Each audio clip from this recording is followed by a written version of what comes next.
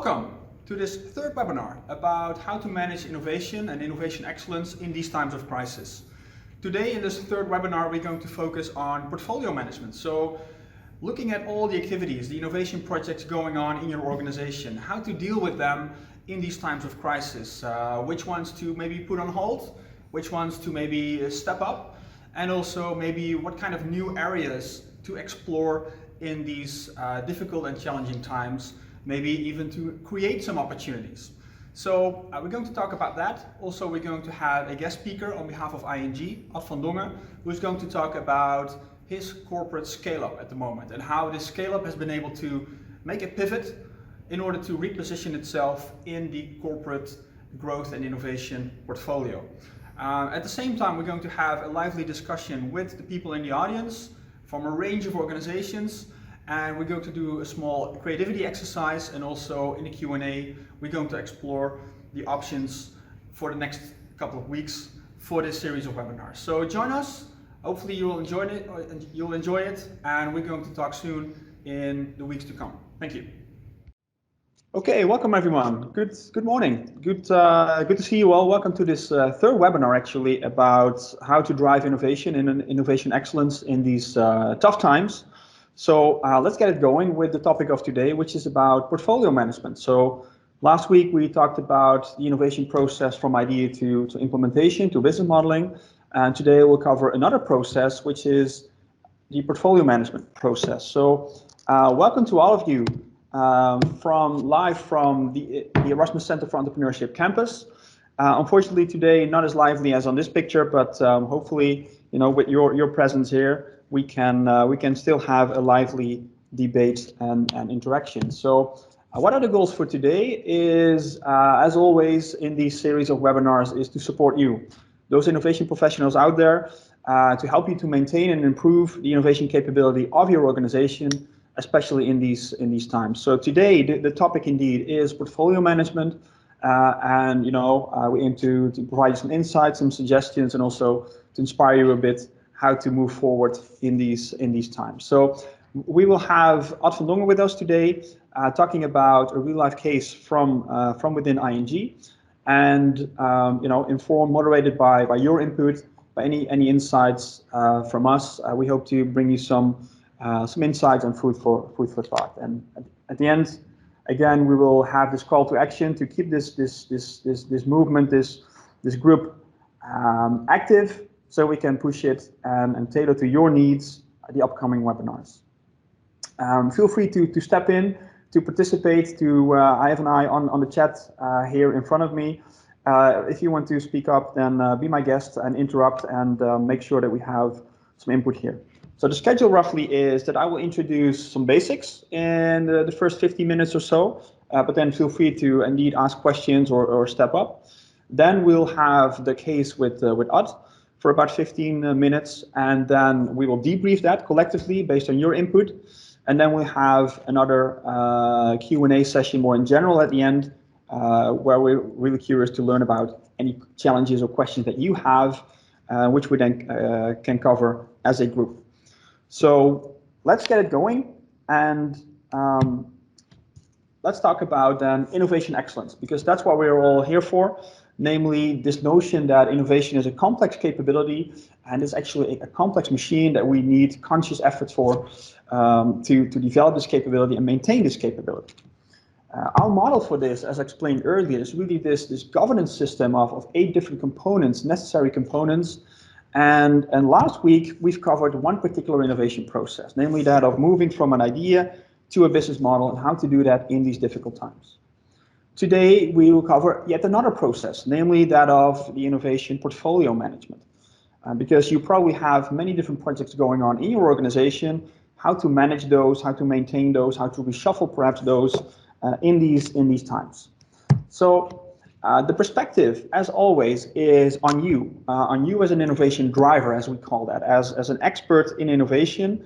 But here the focus is not so much on how to execute the innovation process, but more on how to work on this innovation machine, how to keep it up, how to maintain those processes and capabilities as much as we can. So with that, we will have Ad with us as an innovation driver himself from within ING. Odd will introduce himself a bit later on, but then at least know that we have such an innovation driver expert amongst us today.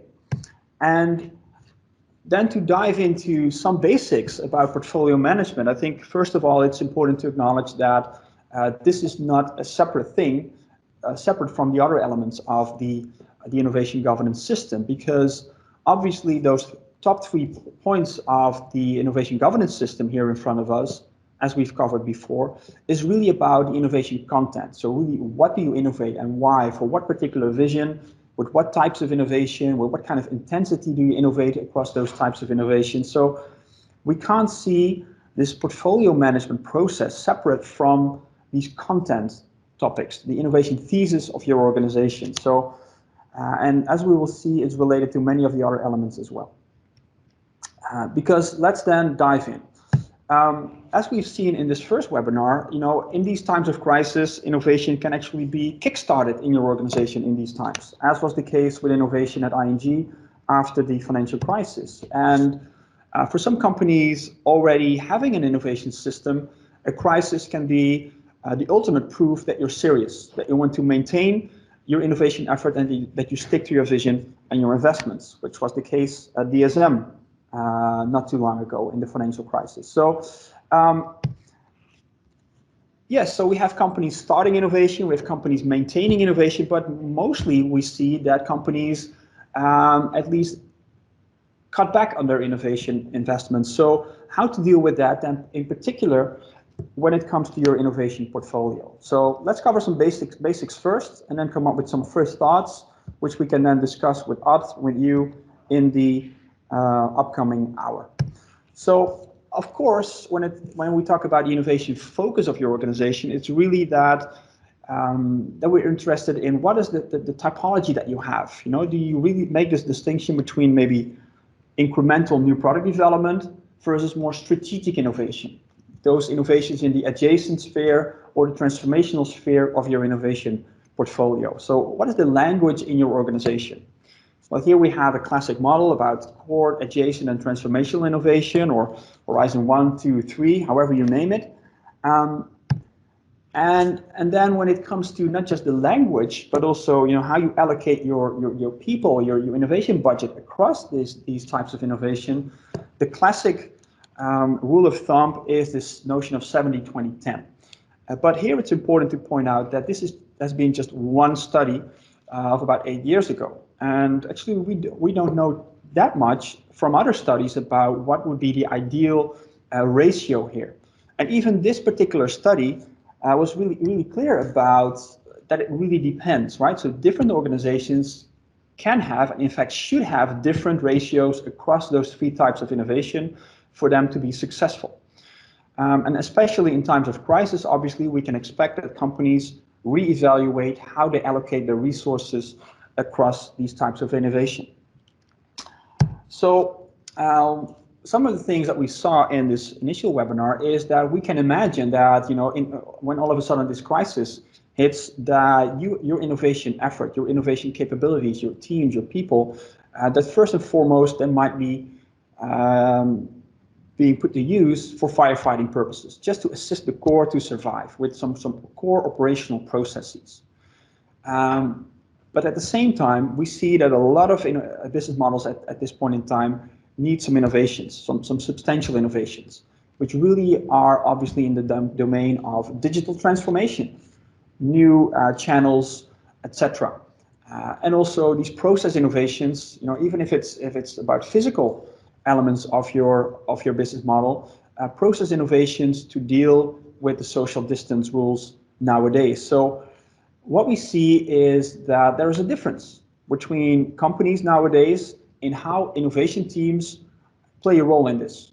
In some companies, we see that innovation teams step up and are even asked to participate in those experiments under ambiguity, under uncertainty, to come up with rapid experiments to digitize and to innovate processes in the core. But in other organizations, we see that there's a lot of innovation experimentation going on inside the core without any assistance of the organization's innovation professionals. So there's a difference there. We might have a discussion about that in a bit. And then also please know that, for innovation professionals, this might be an excellent opportunity to assist the core to continue to build internal networks and respect and trust, so that it's becoming increasingly clear for the long term that innovation and the core operation, the exploitation, mutually coexist and reinforce each other. So when we talk about the difference between core, transformational, and adjacent innovation, we really have to understand that actually we talk about innovation activities that are radically different.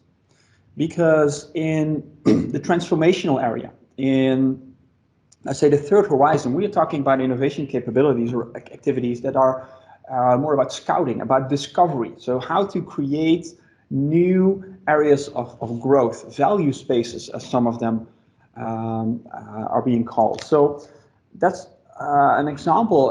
That really means that what we've covered before is that this really means that, especially in these times, for innovation professionals, it's a need to, let's say, swallow the world, to adopt this outside-in perspective, to really see what's going on out there, what are trends, developments in this time and operations, to understand how this post-COVID world will look like. What are the opportunities? What are new networks being formed? What are opportunities for the organization? And this is maybe an opportunity for innovation teams to inform core business or top management teams about what's going on. Because where else are key decision makers in the organization going to get their information from? So discovery, this outside-in perspective. And also we see that a lot of companies already pledge for a green recovery after the crisis, so a green or social recovery. So some companies already before the crisis increasingly use the Sustainable Development Goals of the UN as an investment compass to identify areas of growth or opportunities in which to invest in for new opportunities. And I think some of the trends that we're seeing is that this is definitely here to stay, or at least that's also something that we definitely hope and encourage. But then moving from, let's say, discovery and scouting in the third horizon to the next stage would really be to set up specific experiments and projects to create value, to really work towards new business opportunities. And that would be this second activity. And then, of course, the next step would be to, once successful, once you step up, let's say, the validation, it becomes time to ramp up business models, to really commercialize, and to possibly integrate in existing business units. So these are different activities, and we can think about, in these times, across our portfolio, how to, manage these activities and possibly allocate our resources differently. So with this in the back of our minds, let's look at a couple of things before we move to a real-life case discussion. So, assuming that perhaps you do not have a formal innovation portfolio management system in place, the advice really is to start small, start simple. Use, for instance, a classic typology of innovation, as we've just seen, and then just make an inventory of all the projects in your organization, and just use it on a flip chart with some post-its, or in a digital version these days, and just do some dialogue with colleagues, just to make some sense out of your portfolio, to see if you're on the same page as to where you would allocate different projects and in which particular domains. Because then, what are possible things to consider? Let's have a look at some of the things that we've learned in the last couple of days and weeks working with a variety of organizations. First, this might, in just an exercise as I've just mentioned, this might actually be finally the time to finally get rid of some projects that really aren't going anywhere, that are just pet projects. They're there, nobody actually knows why they exist, so why not kill them as soon as possible? But then also, looking at assuming that perhaps your innovation budget is becoming under scrutiny, then maybe it's an option to consider, especially those expensive scale-up activities or acceleration activities, to possibly halt them, at least for now. Especially if it consists of scale-up activities for which we're not really sure if the past validation is still valid in the future. So maybe we want to halt that, and this is also something that we can discuss with Ad in a moment. But then, aside from acceleration and scaling, let's have a particular look at what's going on in the discovery and in the incubation activities that you're currently having, or your existing backlog of such activities. And then some of the things that you might consider is assuming that perhaps in the time to come for your customers, it might be more difficult to invest given revenue and profit declines. Then you might look at your innovations in your portfolio from that perspective. Like if you would have innovations that result in immediate cost savings for customers, for instance, they might be given more priority compared to innovations in your portfolio that require some substantial upfront investments on behalf of your customers. Or you may look into different business model opportunities for those capital intensive investments to make sure that they are more, let's say, client friendly. So that's one way to evaluate your portfolio. Another way to look at it is to also look at the internal perspective, like where do you expect your projects to land and which kind of business unit? And what we see is that different organizations are affected differently when it comes to the different business units. So in some organizations, we might find that the B2C unit is doing quite well, whereas the B2B unit is facing difficulties. So when it comes to your innovation projects and doing experiments and working with different business units, then this is another perspective to perhaps postpone or accelerate certain activities. But then also, and that's the last point here, just to get us going, it's really about possibly setting up new discovery areas or setting up new experiments and incubation activities, as we've just seen. Maybe focusing on this social distance economy that we can expect, the green recovery that we've mentioned, or perhaps look at some experiments for which we can expect to maybe together with customers that we can expect some revenue coming in, just to recoup our costs of our investment and innovation activities. So just some food for thought here to get us going, which we can definitely discuss in more detail with your particular suggestions and questions and the final part of this session. But for now, let's move towards the case. And here I just wanted to mention that, looking at companies who do this systematically, how you could move from maybe these post-its on a flip chart to eventually maybe some more systematic software-based tracking of projects over time, which could then inform decision-making, obviously, etc. So just to show that, and then working towards the case, because this is just a formal process, you could say, portfolio management. But actually for us, innovation portfolio management is strategy. Strategy implementation is also culture of the organization, because it's about decision making, it's about setting priorities.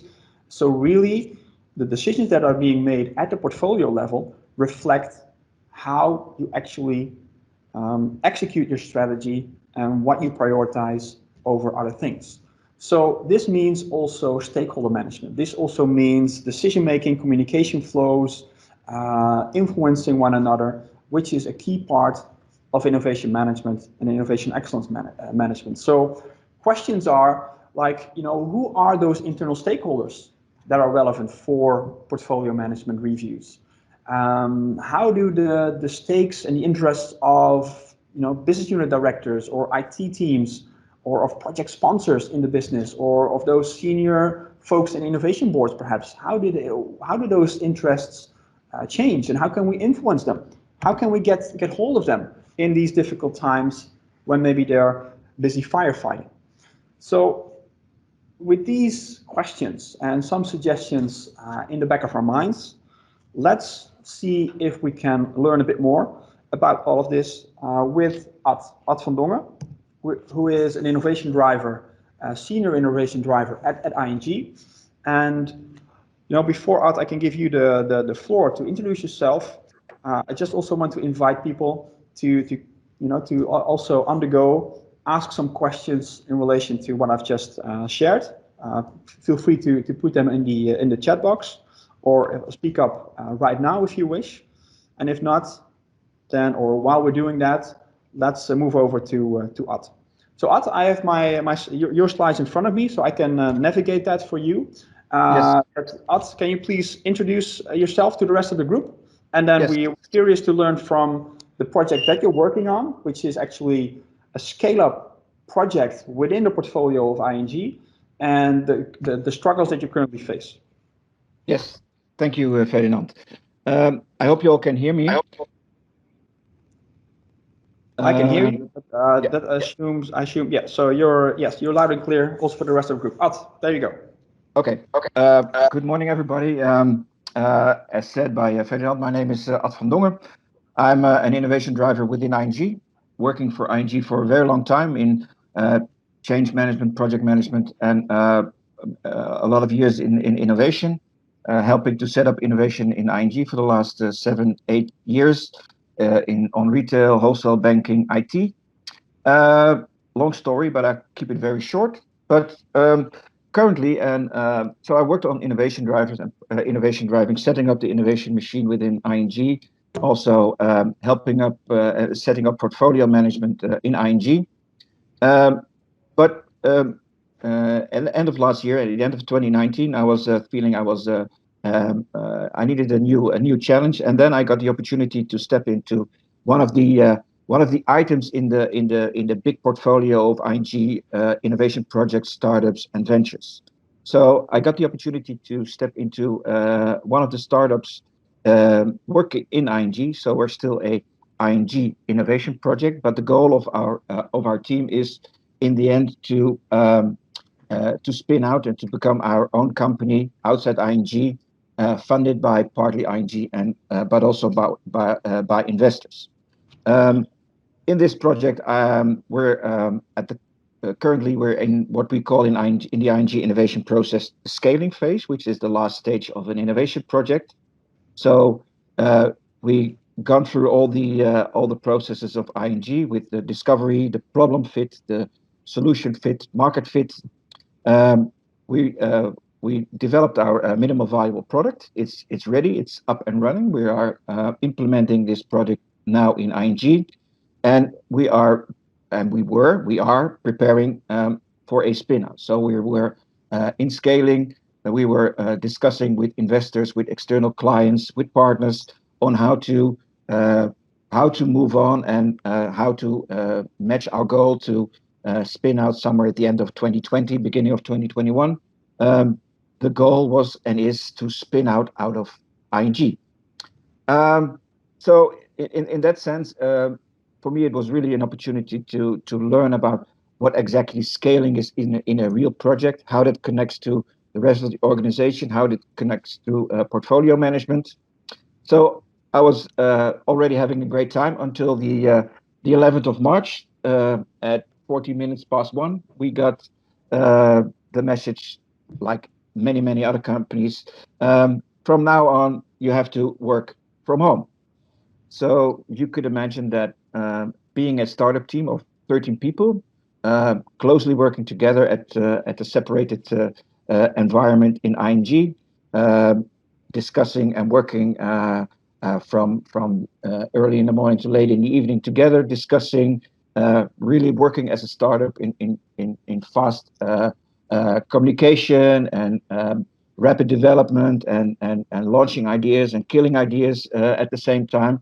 And suddenly we were all working from home. So that was the first challenge. The first challenge was that, how to start communicating with each other in a totally different way. Well, that worked out quite fine. We are a team of quite digital people, so we used all the tools that we could use, not all the ING tools to be sure, but also tools that were not actually authorized by ING. But From that moment on, we work from home. We have our daily stand-up. We're doing our things, and actually, um, normally we're moving faster than we did when we, from an operational perspective, we're moving faster than we did when we were still working in the ING building. Um, from that perspective, it was all right. But and then I have to tell you a bit more about Spark and where we were at the moment that the crisis started for us at the 11th of March. But first, to give you some context and some insight to think about what Spark really is, I hope we can show you a short video that explains a bit on what Spark is. Yes, thank you, Fred.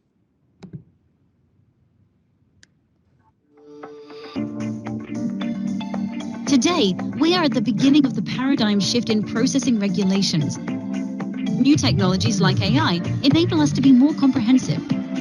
Spark utilizes these technologies to provide a solution. Spark gives you insight in all applicable regulations for you. An overview of all regulatory updates.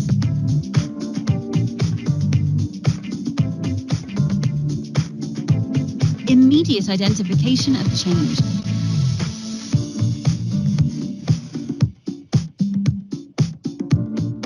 Centralized project governance and communication. Lowering the amount of duplicates. The proof of regulatory compliance. The link between regulations and policies. A trail of what has been done, by who and why at any point in time.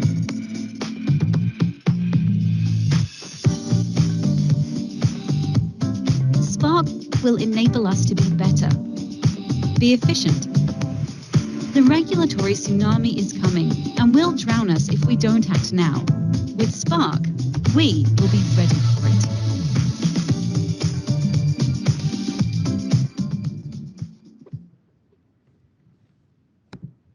All right.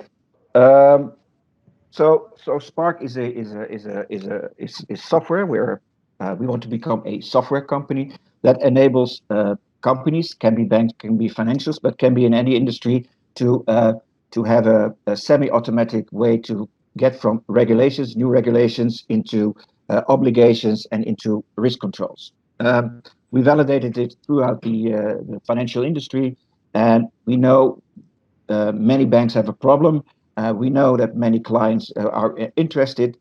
We already were at the moment, at the beginning of March, we were really close in getting a real letter of intent of clients, of partners, but also from external investors. So we're not we're pretty fine in the process of spinning out. We're in contact with the ING funding authorities. We were already have very interested external international investors ready to start funding us.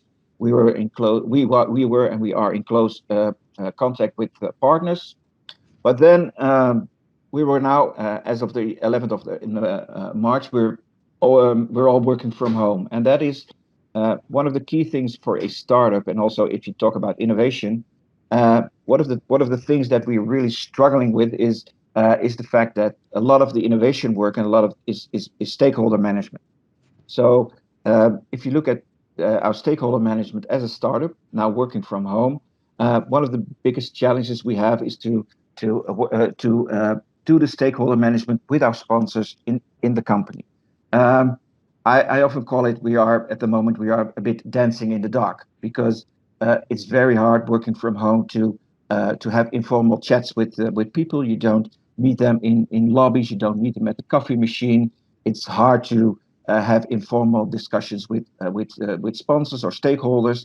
And as a startup, as a scale up, you really have to feel how the mood is going. So we're working now with a lot of assumptions. So we assume that at the moment, innovation and especially innovation, spin out innovation, disruptive innovation like Spark is not top of mind in the bank. banks have a vital role in this crisis, not for health or to supply food, but to get the economy up and going. The banks want to play a very important role in that, and you can imagine that our key stakeholders in the bank are and we are in the risk column of ING. So you can imagine that many of our important stakeholders, sponsors, but also people who have to work with Spark are now thinking of other problems than innovation. So that was and is a struggle. So if you think about portfolio management and you connect to portfolio management, we think that we assume that we are losing priority in portfolio management. It's not that it's hard to validate that, but you can and you should assume that we're not top of mind of our stakeholders anymore, and so we're not in the top of portfolio management. So thinking about that is and that is what we are now doing to give you a flavor of what happens then in a startup. We are flexible. So and you have to always look also in a startup in scaling that has a fix on where we want to be in the beginning of next year. So we were trying to find out what can we do at the moment. So the last 4 or 5 weeks, we're constantly thinking, how can we change these challenges that we have? How can we change them into an opportunity? How to become as a project itself. We also took the responsibility to see how we can better connect to the innovation portfolio of ING and to become more top of mind. And then we looked at can we find an opportunity? And of course, the Corona crisis or COVID-19 crisis is a challenge, but let's see if we can find an opportunity. So what we're now currently doing for the last 2 weeks as a team, we're dealing with regulations and helping banks and other companies to deal with the tsunami of regulations that come over. And you can imagine, as said, that because banks are and have an important role in dealing with the COVID-19 crisis, and also from a financial perspective, the ECB and the DNB and all the regulators are. There's a lot of things going on. There's a lot of things going on in asset management, in credit risk, in the monetary. So there's a lot of things going on. There's a lot of money is printed, you could say. So what you can imagine, and that comes with regulations. So we looked at, can we find an opportunity? So we started to, because we also do in our software, we also do horizon scanning. So we scan all the regulators in the world in what new regulations are coming up and what are the changes to the current regulations. So we made an inventory of how many COVID-19 regulations are popping up in the financial industry, and that is enormous. Only last week, 335 new documents in Europe popped up on regulations or directives from ECB, from national banks on how banks should deal with the Corona, the COVID-19 crisis. So you can imagine that our legal, compliance, and risk departments are overwhelmed with new regulations. And well, we said, okay, that is for us an opportunity.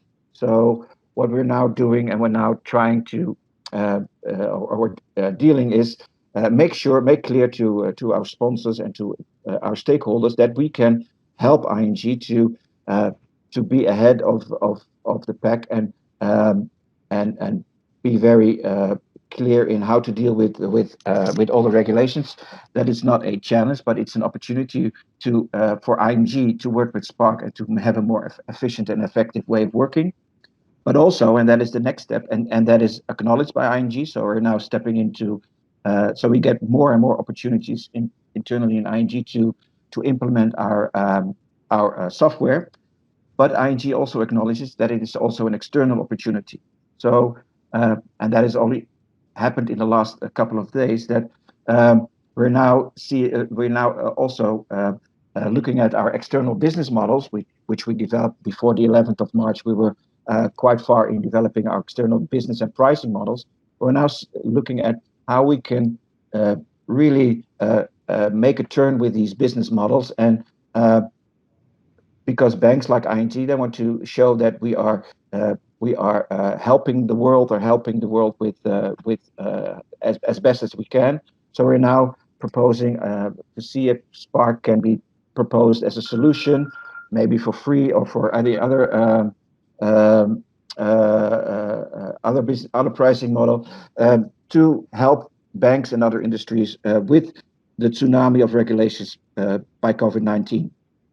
So to wrap it up a bit on what's happening in a startup, in one of the items in a innovation portfolio is, on one hand, we have to deal with the fact that we're now working from home and we're not closely connected, and we really miss the creative process. It's very hard with video and whatever to do the creative process. So that is a challenge.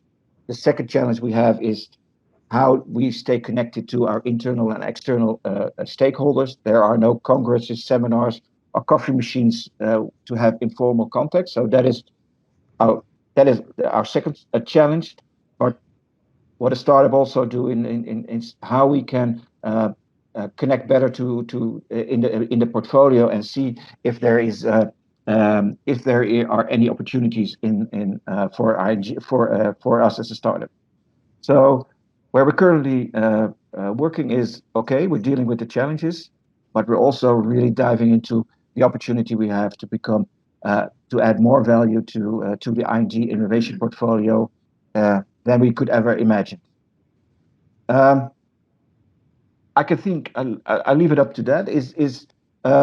But I think may also be a something that you can help with tips, and especially if you look at from an innovation driver perspective, and an innovation driver is someone who enables innovation and in a company, and who enables all the items in the portfolio to do as best as they can.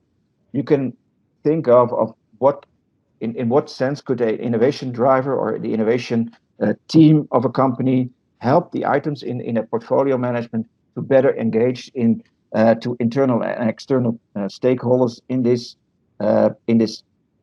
time, and that will probably take weeks and months before these things will change. In this time that we're working from home and informal contact is quite difficult, how can we stay connected to our internal and external stakeholders? That is a bit the challenge we have. Besides the opportunities we see, but this is still a challenge. Yes. Thank you, Art. Thank you so much for introducing your case, your live case to us, which is then clearly a project very far in the funnel, very advanced in the portfolio. But then given that you have to revise your stakeholders and also revise your business models, all of a sudden it's maybe at a different position in the portfolio than you originally envisioned it to be. So let's move over to the group, because we have, I think, about we have about 12 to 15 participants in the call. We're from a variety of organizations. From I see NS, I see DSM, I see Koppert, I see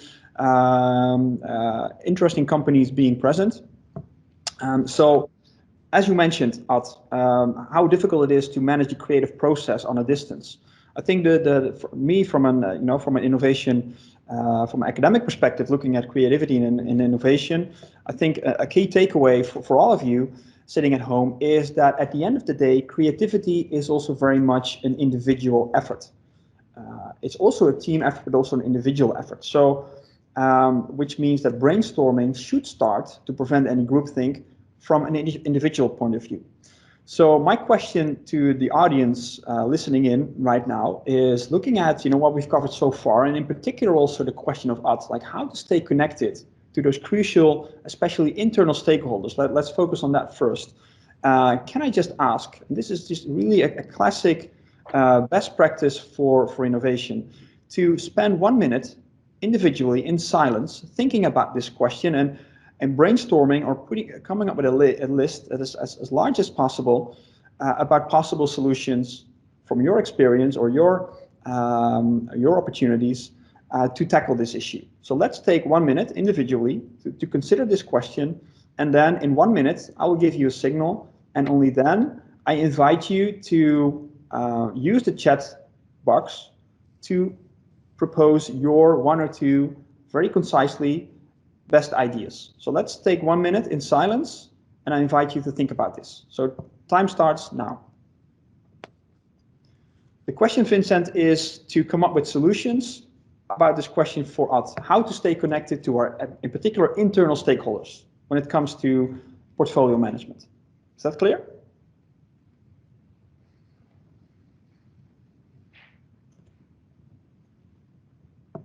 Okay.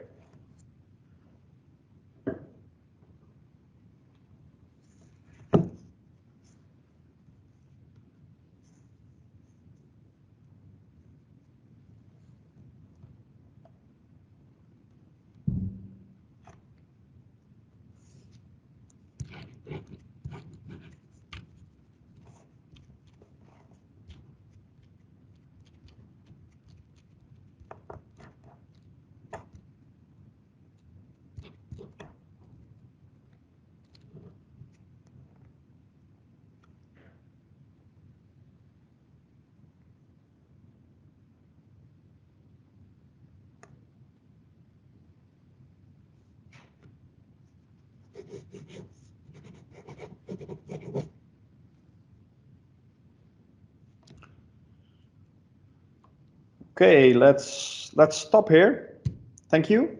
This might seem quite awkward, like to be silent in a webinar like this, but actually it's the best practice when it comes to creativity. So feel free to now insert through the chat 1 or 2 concisely formulated ideas to possibly deal with this challenge. So feel free to now post them.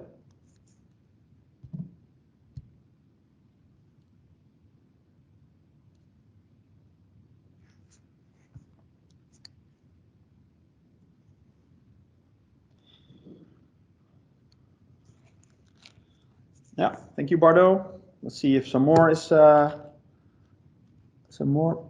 ideas are coming in. Thanks, Benjamin. Thanks, Vincent.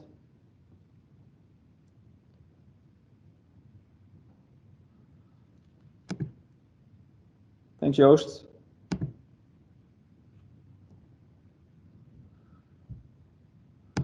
Thanks, Tim. Okay, lovely. Yeah, thanks, Lieke.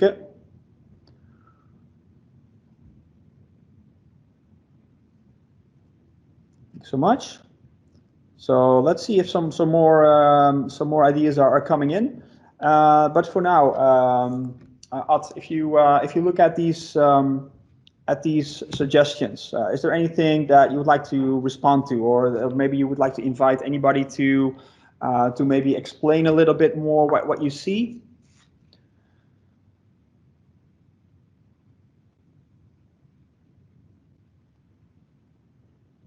I think you're still muted, Ad. Yep. I think if you look at the tips, it's many of them is to plan the regular meetings with stakeholders, which is true. But the challenge is that we do have a bi-weekly meeting with the sponsors, but what we see happening is that they try to at least until 1 or 2 weeks ago. That they try to avoid these meetings, and so that was a bit of the struggle to keep up the regular meetings with the stakeholders as well. But I think it was Lieke who said, "Is this maybe the time to include internal and external clients to the extended team?" And that might be an interesting. Lieke, could you elaborate a bit on that, on how you? Because that is something that we could do is to really connect to our internal and external clients to go faster, because that might be a good idea.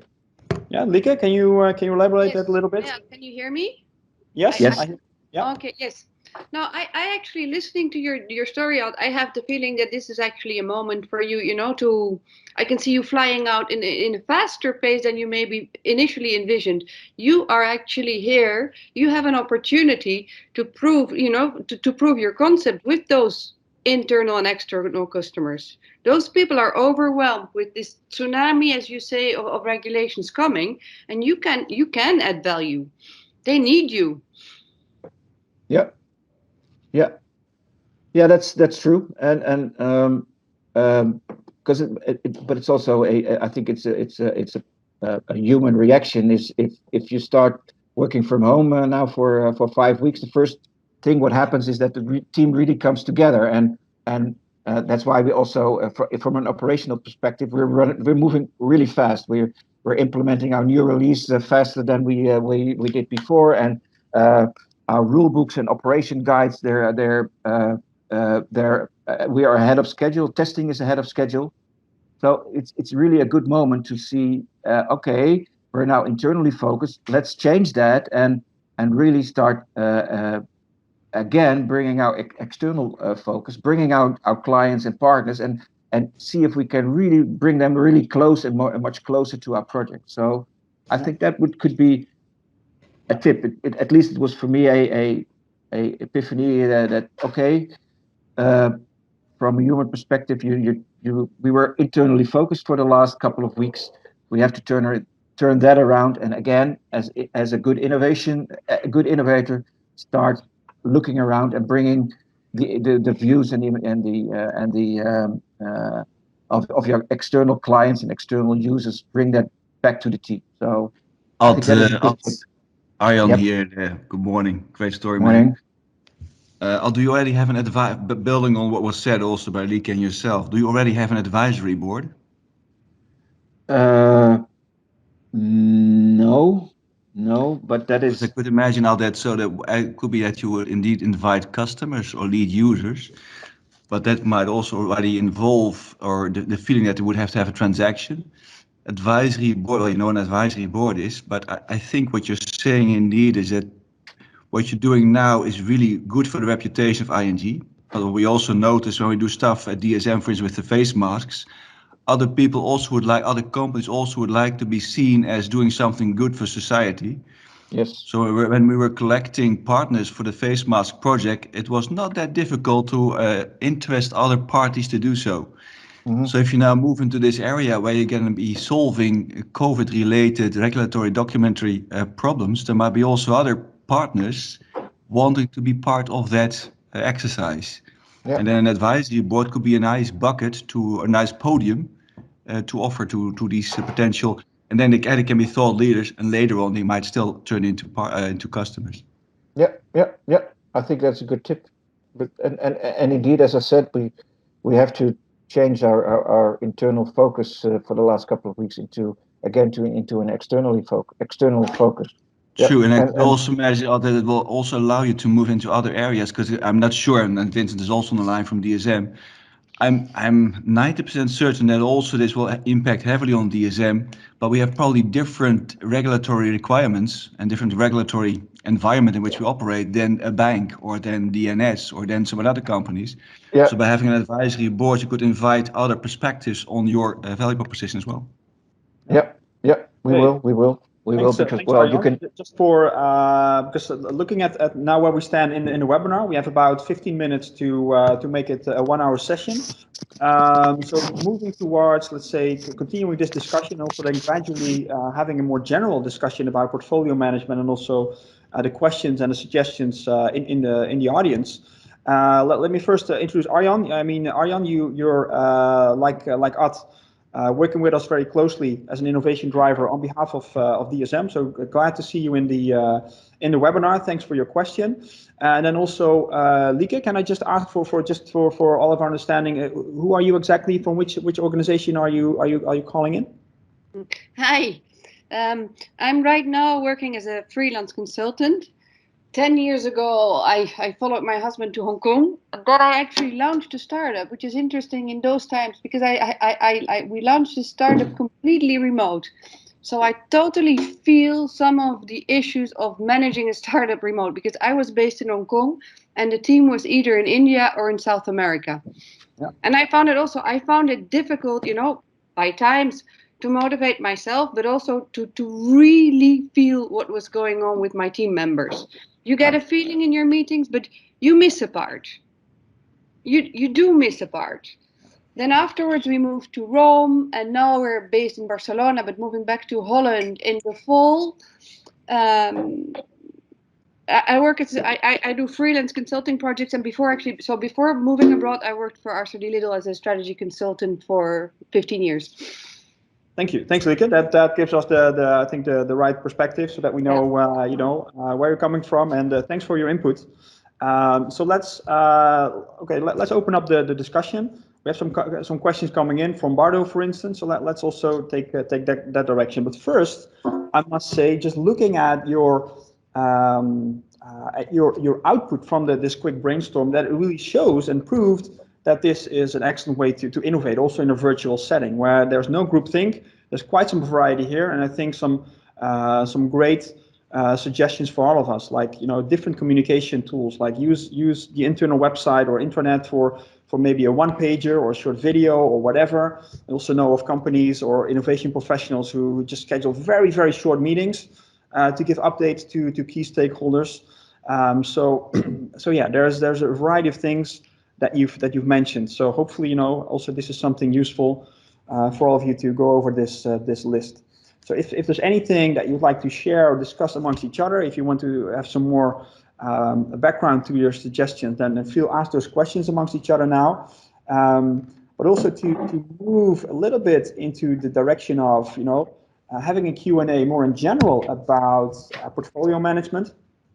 I also like the question of Bardo about the portfolio management and how often you review that, and also if maybe this is a time in particular to have more frequent updates or to move that forward. So is there anybody in the audience willing to take that question just to see what's going on in your organizations? Anybody?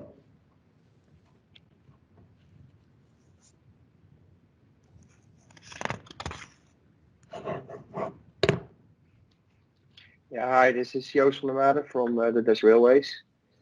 From Hi, NS, I can say that from our perspective, we are still working on getting a roadmap in the first place, like a base roadmap.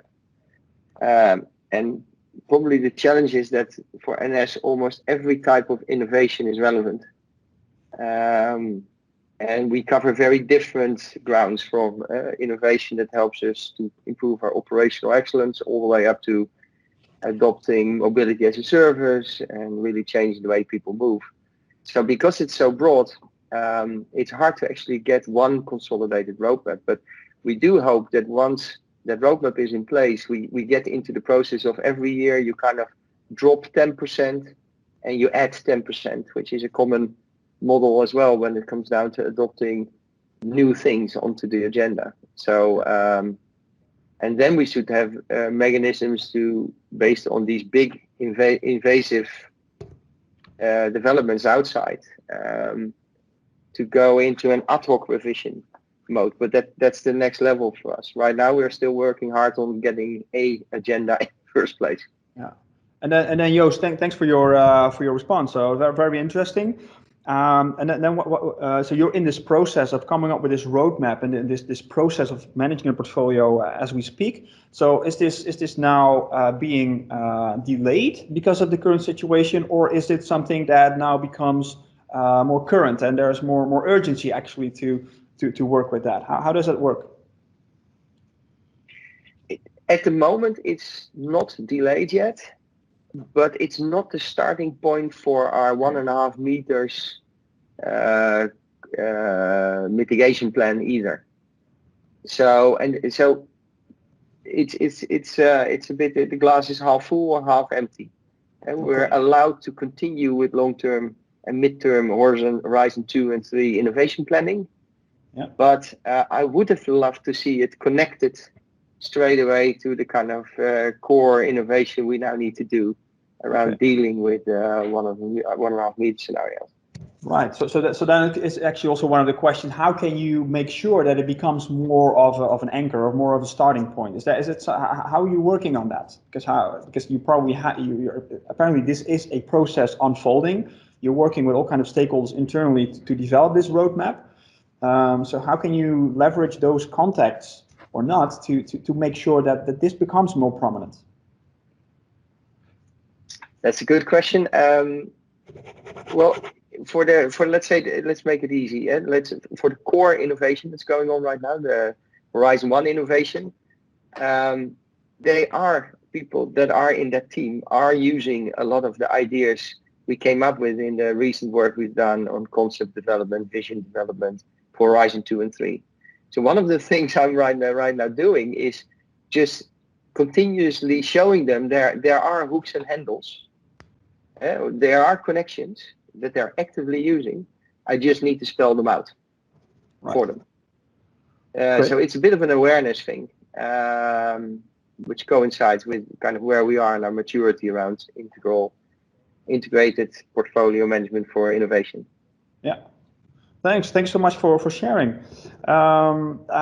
Anybody else with a particular question about portfolio management? Because we can ask questions to each other as well. So we have people from ING in the room, from NS as we see, from ING, DSM. We have some interesting innovative SMEs in the audience. So is there anything that's still top of mind, or something that you would like to ask Ad, for instance, about influencing, etc.? Anything at all? Yes, hi Odd. This is Tim from Corporate Biological Systems. We're also working on the startup right now, and what we did, we know that we have a lot of knowledge about particular sensors and artificial intelligence. And what we are doing now is that we are creating a community, an online community, and we are going to have an online webinar where we invite the community, and in the meantime, we also show our platform. So on one hand, we are providing the community information about the latest technologies, and on the other hand, we ask online feedback on our platform, and in this way, we can still go on and close the feedback loop as much as possible, and involve more customers to it. So that's maybe also a good tip to do. Indeed. If you look at also about our stakeholder management, we are working quite hard on an internal community, we're doing fine. But externally, we're still more in the sales mode, and also because of this change in how we propose how we see our product, we have to change it into a more community thinking, and also externally start working in a community. That's a good one. Yeah, really. Yeah, thanks. Okay, so thank you so much. Thanks also, Tim, for bringing that up. It's almost 11 o'clock. We started a couple of minutes late, so I suggest that we, while one or two have to go, obviously, because it's top of the hour, I suggest just to make it a 1 hour webinar, we could take a couple of minutes to wrap it up. A question I would have to you is, I've covered some arguments or some criteria earlier to possibly distinguish between projects, to maybe give a bit more priority to one project over another, like based on the effect of the crisis on different business units, the required investments for particular customer groups, or anything else. So I'm just curious also to work towards a wrap up. Are there any other suggestions that you have, or any other ways that you now evaluate or re-evaluate projects? Is there anything that you can contribute from your experience? Anybody? Hi, Vincent here, also from DSM. Maybe I like your question. That also comes a little bit with the question of Bardo on how frequent should you do things, and especially in this times of crisis. Yeah. And I think there are two forces at play. Obviously, we are all very actionable in this crisis. to make changes to the portfolio, to say, hey, if it doesn't fit the new world, we need to stop it sooner rather than later, and we need to delay some projects when the validation just doesn't add up here in this changing world. But then again, it's also innovation, and it's thinking about the long term and about the even longer term. So don't make rash decisions based on the very limited information that we now have about, for instance, the duration of the crisis and also how the new world will evolve. So I think for us that's been a challenge to see. So how frequent we should do these actually radical reviews of our portfolio based on the very limited information that we now have, knowing that waiting every day longer it can also be delaying it. So more of a comment to Bardo's question, and also on the struggles that we have. And next to that, what might be also something that we are dealing with, because of the very rapidly changing world at this moment. Well, it's always rapidly changing. It's also the underlying project data. Portfolio management. It's in essence it's the combination of all the projects. They need to be updated very frequently now, and this puts an additional strain on portfolio management. That when we look at data, when we look at projects, it's always delayed. In our portfolio management. So trying to keep this data real life, that's something I think will help a lot. Definitely, and then also what used to be data, because like is an innovation at the project level always working from assumptions to data, or to at least facts. Whereas we saw from Ud's particular case that what used to be data or facts now all of a sudden becomes a new set of assumptions, because you have to revise your business model, for instance. So. That shows you the dynamics at this overview. So maybe in that. So thanks so much, Vincent. And looking also at others, some real-time dashboarding, how difficult that might be, is at least for sense making, for dialogue amongst colleagues working on a portfolio, is perhaps a useful thing to do. But definitely, we have to keep on thinking about the long term, because these projects are on the portfolio for a reason, typically for a good reason, which is in the long term. And as long as these fundamental principles along your vision of the future aren't challenged, then the suggestion would be, also backed up by data, to maintain your innovation effort as much as you can. All right. And also building on that, Ferdinand and others, what we now. It is a practice that we have at DSM, scenario development, not heavily developed yet. However, given the current situation, we are looking much more into it, also from the perspective how robust is our portfolio against a number of future scenarios. So in that sense, I'm fully agreeing with Vincent. On the long term, maybe less relevant, but on the midterm, that's Horizon 2. At a number of our divisions, we are now developing certain scenarios, and then see is our portfolio still robust enough to withstand what might come out of that. So that also helps to increase the other competence or practice of scenario development for innovation practitioners. Thanks so much, Arjen. So I think with that, also looking at time. We see, I think, some interesting suggestions also and questions in the chat function. Like we just talked about scenario planning, like what Arjen mentioned, but also Bardo has made some remarks about that, some suggestions. So I think also capture that data from the chat function. At this moment, I would like to thank you so much. In particular, Ud, thank you for being with us, Ud, and sharing your case with us. You're welcome, Ferdinand. And then let's look at next times, because as we mentioned, the goals for today has been to support you as innovation drivers, in particular when it comes to this portfolio management. So we talked about the actual process, but also the influencing around that, also from the particular perspective of a project, of a case, like in the case of Spark. With that, as a weekly rhythm, next week we kindly invite you back for this webinar. We have a couple of topics possibly on the agenda, but we're definitely also curious to have your input. So we'll reach out. We have our LinkedIn group. Feel free to use the chat function as well. So we could extend this topic of how to build and manage networks internally and also externally. We could continue working on that next week. Also, we have quite some interest from some of you about how to do this digital innovation process more in particular, like how to run those digital experiments, how to do the kitchen table talks to customers, what are our ideation or creativity tools and best practices across, let's say, the entire funnel from idea to business model. So we still have to make up our mind, hopefully with your input. So we'll definitely in the course of next week communicate with you what the particular focus will be.